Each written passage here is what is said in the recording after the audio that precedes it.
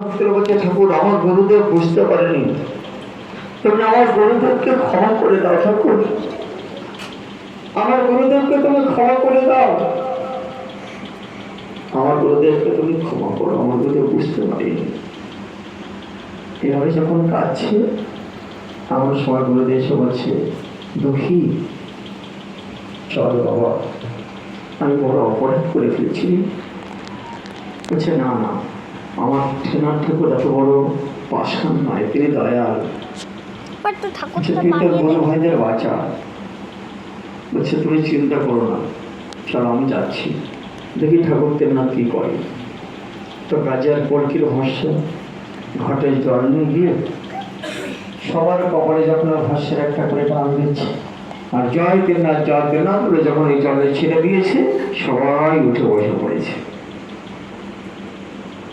যখন সবাই উঠে বসে পড়েছে, গুরুদেব এসে দক্ষিরামকে জড়িয়ে ধরেছি।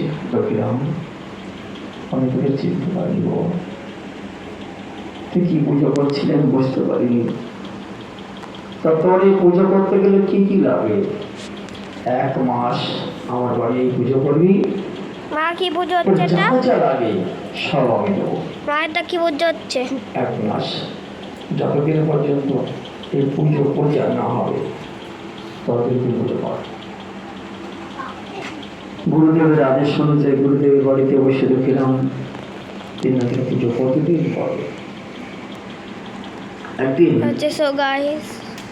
একজন খঞ্জ মানে খোড়া, বোবা এবং অন্ধ 3 জন গার্জেনের মতো চলেছে। এটাকে দেখছো, তা মনে মনে চিন্তা করে শুনেছি ঠাকুর সবার মনোবাসনা করবে।